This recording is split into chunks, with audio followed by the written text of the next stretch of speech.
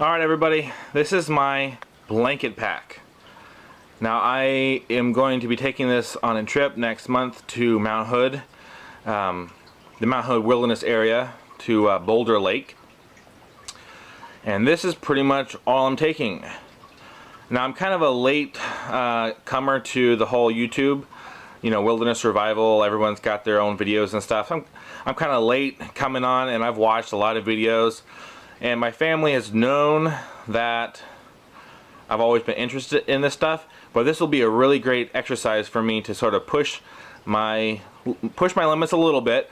Now, I'm going to unpack this pack for you guys in a second, and you'll see right off the bat I'm giving myself so many advantages that it's not a survival pack.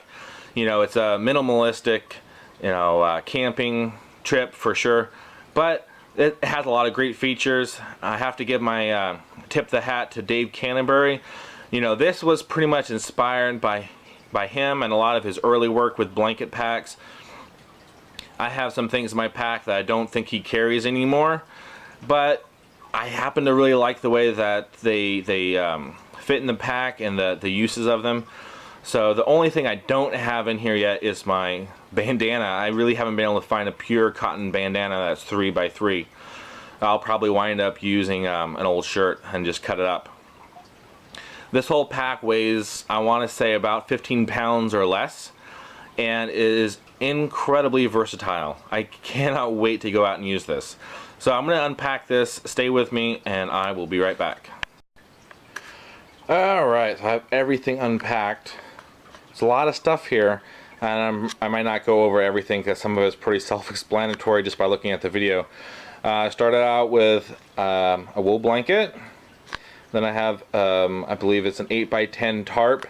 I have 25 feet of paracord already bound up and tied to each of the corners. I have 6 tent stakes. Now I know I don't need to carry these. I could fashion these out of some saplings or whatever, but they're really lightweight and don't take up hardly any pack room in the pack. So I figure why not keep them in there. Alright, so inside the blanket I have an empty bag, like a over-the-shoulder bag, and in that I have more paracord, duct tape, emergency blanket, and a headlamp. And I also have a little bit of salt, because who doesn't like their food salted?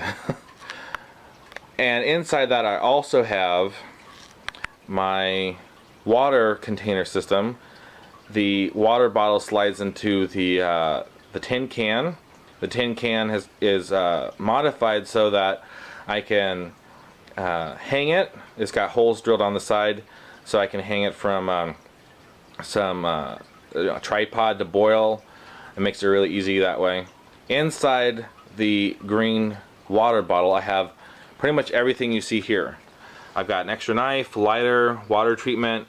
I have a compass, a whistle, all there. I have a little extra blue kind of bank line style cord, extra paracord, extra slingshot, rubber. You can use that for pretty much anything, for hunting, for binding up wounds. So that's what I have in there. The things that I'm really excited about sharing with you guys is my machete. I picked up that machete in South America, believe it or not, and it's incredibly simple. You can actually buy these machetes with different brand, but it's the same style online, and I'll have a link for that. But I have this machete modified, and I'll probably do another video just on the machete alone. It's razor sharp, very versatile, and the metal is great. Super soft, easy to sharpen, get it really razor sharp, and you don't have to spend a whole lot of time sharpening it because it's soft and pliable. And I happen to like that because I realized with a machete I'm going to be dinging it up anyways. I want to be able to resharpen it really fast. Okay? Now I just made this buck saw last week. The first one I've ever made, and if I'm honest, it's not very good. I just gathered some wood from behind the dumpster. Somebody threw out a table and I just scavenged it up, and made a quick buck saw out of it with my first one, and it's definitely usable.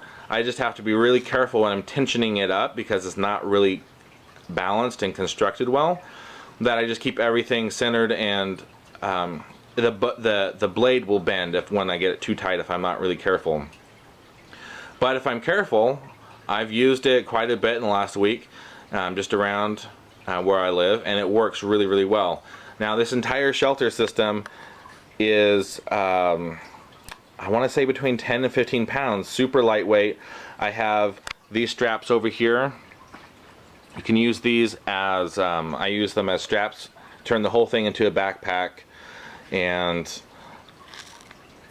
I would have to say with confidence, if I had all this stuff out in the woods, it would definitely transcend a survival situation and be more like, you know, camping in the woods. The other thing I want to show you guys is I modified my knife. It has a ferro rod sort of duct taped into it, so I've always got that. Now I do like using a traditional, you know, a bow drill set to start fires, but it's always good to have the backup. Okay, so I have a lighter and a ferro rod. So I'm going to pack all this stuff up, and I'm actually planning on using this stuff for a week-long camping trip up in Mount Hood area, and so I'll probably have some videos on that and more videos on the buck saw and the machete. Thanks a lot, you guys.